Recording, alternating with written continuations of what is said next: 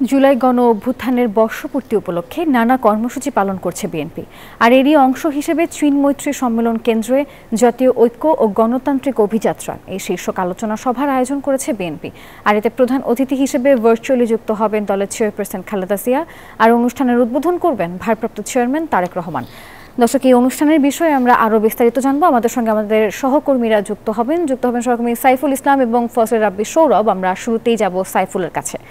সাইফুল, জানাবেন এই অনুষ্ঠান কখন নাগাদ শুরু হবে এবং আজকের আলোচনার প্রতিপাদ্য কি? ধন্যবাদ। জুলাই আগস্টের বর্ষপূর্তি উপলক্ষে বিএনপির যে ৩৬ দিনের যে কর্মসূচি, সেই কর্মসূচির আজকে প্রথম দিনের যে উদ্বোধনী অনুষ্ঠান সেটি বিকেল ৩টায় শুরু হবে রাজধানীর চীন মৈত্রী সম্মেলন কেন্দ্রে। এবং এই অনুষ্ঠানটি আজকে উদ্বোধন করবেন বিএনপির ভারপ্রাপ্ত চেয়ারম্যান তারেক রহমান। এবং এখানে আজকে ভার্চুয়ালি যুক্ত হয়ে প্রধান অতিথি হিসেবে বক্তব্য রাখবেন বিএনপি চেয়ারপারসন বেগম খালেদা জিয়া।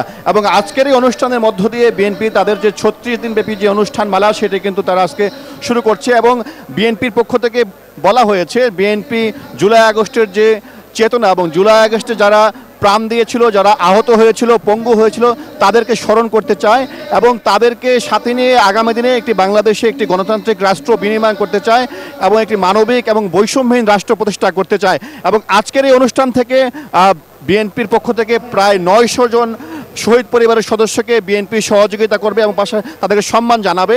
এবং বিএনপি বলছে যে তারা জুলাই আগস্টের যারা শহীদ হয়েছে তাদেরকে এর আগেও তারা সহযোগিতা করেছিল এবং আগামী দিনে তাদেরকে সহযোগিতা অব্যাহত রাখবে। এবং আজকের এই অনুষ্ঠানে বিএনপির পাশাপাশি বিভিন্ন রাজনৈতিক দলের যারা নেতৃবৃন্দ রয়েছেন তাদেরকে কিন্তু আমন্ত্রণ জানা হয়েছে।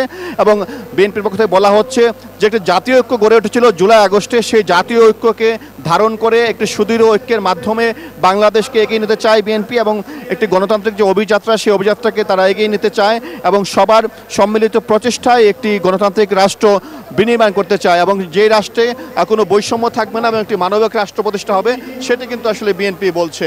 এবং আজকের এই অনুষ্ঠানমালা বিকাল ৩টায় আমার সঙ্গে শুরু, আমরা সেই পর্যন্ত অপেক্ষা করছি। আমাদের সহকর্মী ফজলে রাব্বি সৌরভ রয়েছে চীন মৈত্রী সম্মেলন কেন্দ্রের বাইরে, আমরা সরাসরি যুক্ত হচ্ছি তার সঙ্গে। সৌরভ, তো আপনি তো সকাল থেকে রয়েছেন সেখানে, শহীদ পরিবারের সদস্যের সাথে কোনো কথা হয়েছে, তারা কি বলছেন?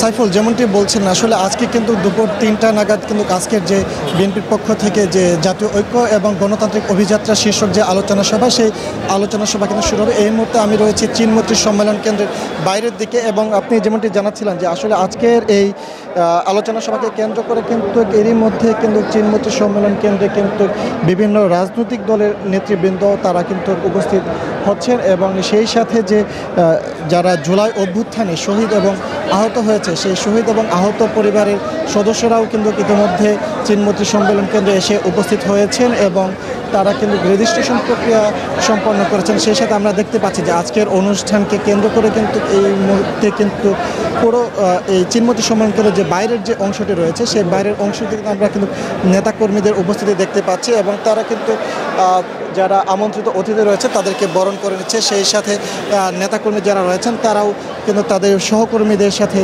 কথা বলছেন এবং আমার সহকর্মী যেমনটি জানাচ্ছিলেন সাইফুল, যেমনটি বলছিলেন যে আসলে একটি মানবিক বাংলাদেশ এবং বৈষম্যহীন বাংলাদেশে গড়তে যে বিএনপির যে ভূমিকা, সেই ভূমিকাকে সামনে রেখে কিন্তু আগামী দিনের যে বাংলাদেশে কিন্তু তারা এই জুলাই অভ্যুত্থানে শহীদ এবং আহত পরিবারদেরকে সাথে নিয়ে তারা চলতে চায় এবং একটি মানবিক বাংলাদেশ গঠন করতে চায়। এবং আপনি যেমনটি জানেন যে আসলে জুলাই অভ্যুত্থানে যারা শহীদ হয়েছেন এবং আহত হয়েছেন তাদের মধ্যে কিন্তু একটি বড় অংশ কিন্তু ছিল আসলে হচ্ছে এই জাতীয়তাবাদী পরিবারের সদস্যরা, যার মধ্য থেকে প্রায় ১৪৪ জনই কিন্তু ছিল হচ্ছে জাতীয়তাবাদী ছাত্রদলের সদস্য, যেটি বিএনপির দপ্তরের পক্ষ থেকে জানানো হয়েছে। সেই পরিবার সহ এছাড়াও জুলাই অভ্যুত্থানে আরও যারা শহীদ এবং আহত পরিবার রয়েছে তারাও কিন্তু আজকের এই আলোচনা সভায় আমন্ত্রিত অতিথি এবং সেই সাথে ৬৩টি রাজনৈতিক দলের কেউ আমন্ত্রণ জানানো হয়েছে, যেটি শুরু হবে দুপুর ৩টা নাগাদ। তো এই ছিল আমার কাছ থেকে এখানকার সবশেষ তথ্য। ফিরে যাচ্ছি স্টুডিওতে নাফিসার কাছে। নাফিসা, সৌরভ এবং সাইফুল, আপনাদেরকে ধন্যবাদ। বান্ডেল থাকলে প্রতি সেনমানিতে টাকা বাঁচবে। বিকাশ সেনমানি বান্ডেল কিনে জিতুন প্রতি লেনদেনে।